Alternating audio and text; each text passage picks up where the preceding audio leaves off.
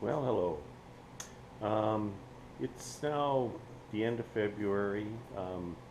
It's time that I do some work here on my Raider. I've got the new carb kit for it, which was my biggest complaint about this vehicle was the performance of the carburetor. The choke wasn't working properly. I mean, the what's in here uh, from 1987 is a very complicated carburetor setup where they were. It was during the transition period between carburetors and fuel injections, and they were trying to make carburetors work as good as fuel injections by adding a lot of controls to them, electronics and vacuum hoses. It's a mess, and the points of failure were just horrendous. And I obviously have one or two points of failure in this system. I mean, it's amazing the motor runs. I can drive it around and everything, but it's hard to start when it's cold. The performance isn't as good as it could be. Fortunately, there is a solution. I did a little research, and a lot of people were swapping out this Mikuni carb setup for a Weber carb setup. And I have ordered that, and it is right here. And so this is a new 2-barrel Weber carb with the adapter plates for this vehicle that I have, the Raider. It comes with a really nice little, almost like a K&N style filter. So there's a lot of stuff that can be eliminated. So this is like this. All of this is going to replace this, all these vacuum hoses, this box here, which is it's a vacuum control relay box, that all these vacuum hoses here go to this carburetor. It's just a nightmare. The fuel filter is down there. It's kind of hard to see, but it's stuck down in there. Here's the fuel pump right here. Those things stay. I might have to replace the fuel filter. Well, I should anyways, because they get old.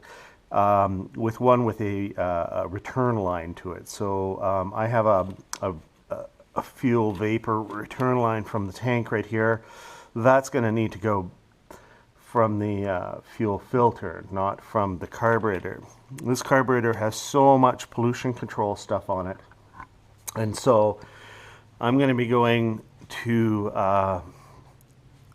the Weber that you saw there. It has virtually, it's a simple, very simple carburetor. It has electric choke, and it has the 2-barrel. It has the accelerator pump on it, and then it has the vacuum line, just one vacuum line that goes to the distributor right here, this guy here, for the vacuum advance on the distributor. Other than that, there is a couple of places like for the breather, for the crankcase breather and stuff to hook up to, but the rest of it, there's a lot of stuff here that can go bye-bye, and truly I am ripping it out because it's just a mess. And there could be a failure in any one of these things here. This here sensor that senses my hot water temperature, which changes settings on the carb. All this is controlled by an ECU, which is an electronic control module that's behind my glove box. And I believe that ECU is only there because of this carburetor, and it's trying to read the engine speed, the throttle position, the engine speed, the temperature of the motor itself and things, and then make adjustments to the carb. Bullshit. None of that's gonna happen here. Basically, I'm going to back to the simple version. Yeah, I'm not going to pass any emissions tests at all, but I don't care. I live here, where there isn't any. All the off-roaders are using this carb setup, as far as I can tell. There's a lot of stuff on the internet about the Weber carbs, them replacing these nightmares. Anyways, so I'm going to be removing all this stuff and setting up the Weber. So we'll see how that goes. I'm back for just a little bit here. I took off the air cleaner here, and I just wanted to point out a few of the things that I know were not working. Um, right here, this is what's called an EGR valve. It comes from the exhaust. It's the exhaust gas thing. It's a pollution control thing, okay? And it has this nice big hose here that plugs in right here on the air cleaner, okay? Look at that. Somebody's blocked it off. So there was something up with that. They've disabled that. So I'm going to have to basically either remove that valve there, plug off that hose. I don't know. Somehow that has to be plugged back off again. Also, there is a little vacuum flapper in here in the air cleaner. This is really common with the older cars with a carburetor. And what it did was it was hooked up to the heat riser off the exhaust here, and it was vacuum operated, okay? So from the underside here, you can see a vacuum hose going to the little flapper, and it opens when the vacuum is on. Well, it's disconnected as well. It always has been. So I mean, this whole heat riser thing, which is supposed to give you a hot air to the carburetor, well, that wasn't working. So you can see that a lot of this stuff is really unnecessary. And here's the Mikuni carburetor without the air cleaner on it. And yeah, it's just a nightmare of electronic sensors and whatnot on it, eh? So lots and vacuum lines with little one-way valves and everything. What I've been doing to start the vehicle has been manually turning the choke on and off. And then, you know, I'd turn the choke on and I'd start it, and then I'd turn it off, and well, whatever. Anyways, those days are going to be over. Anyways, I just thought I'd just point out some of the stuff that wasn't working, the things that I know. Okay. Hey, proof. Okay.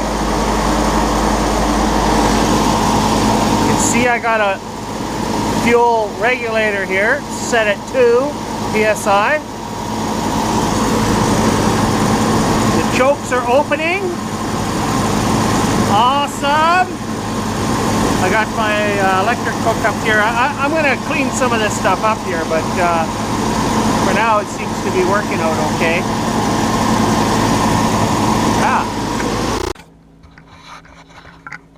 Okay.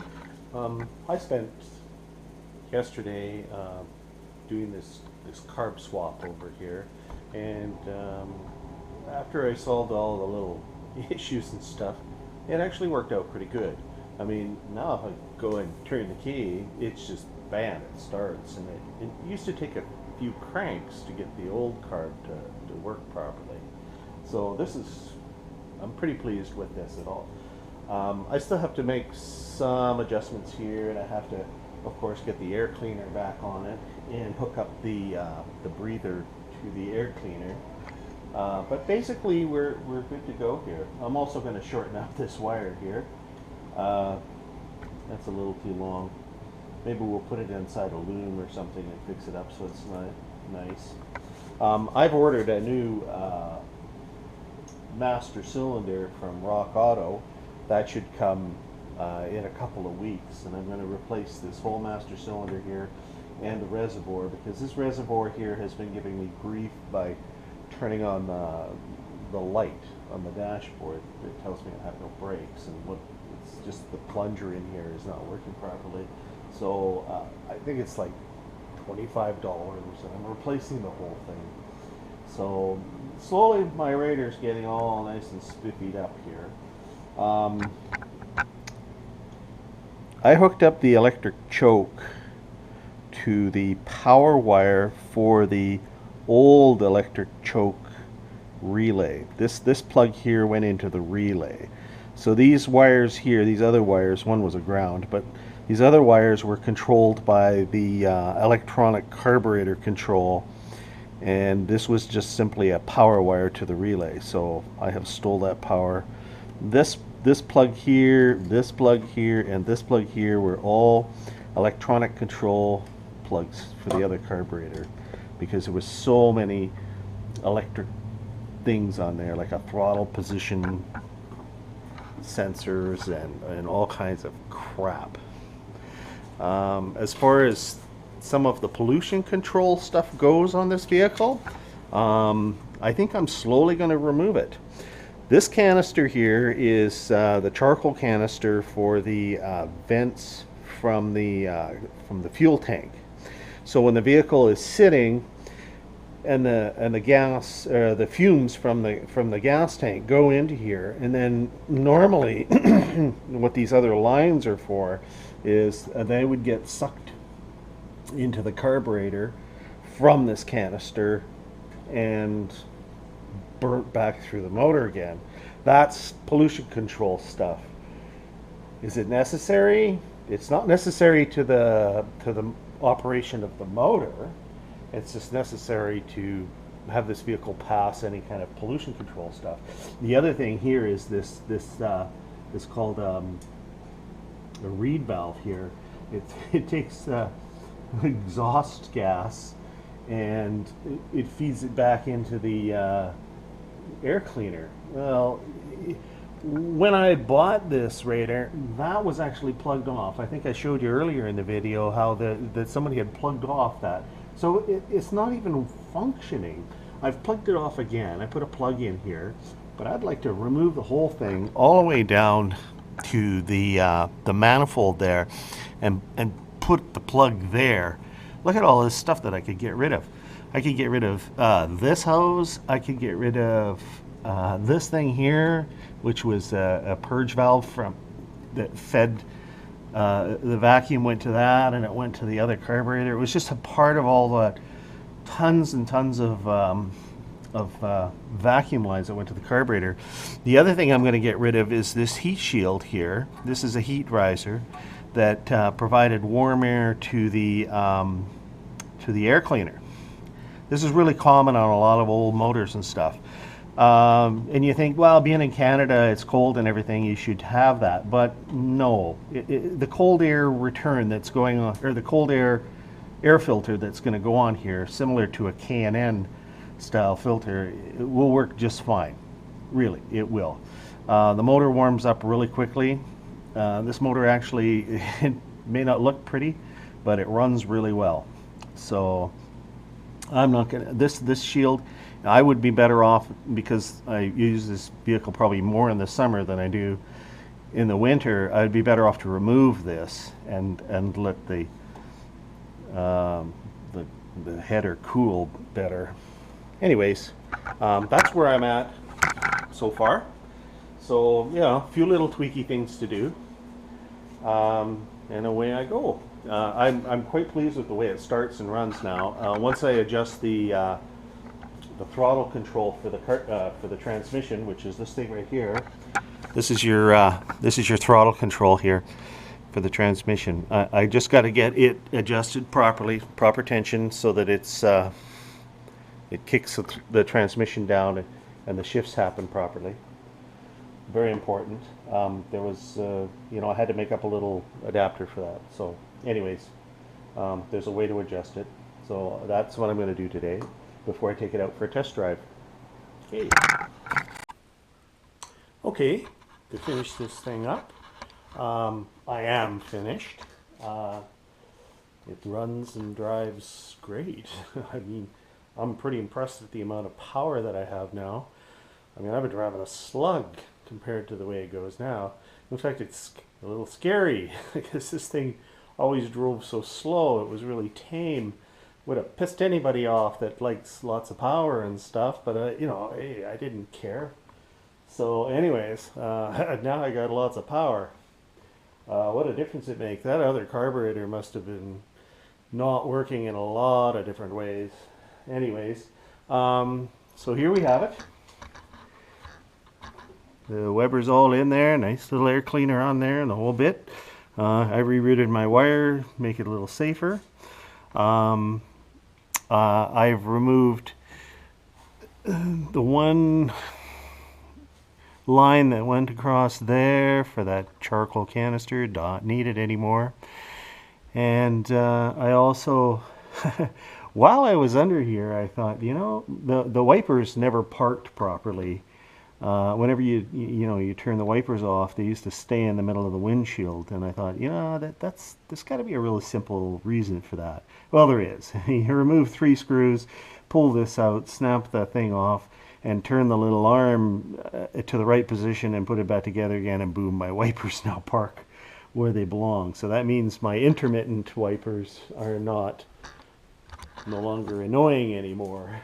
They actually park right there now. So that's one more thing I've gotten fixed. Later in the spring, I'll do some more work to this thing. There's lots of little things I need to do. The brake routers need replacing when they come.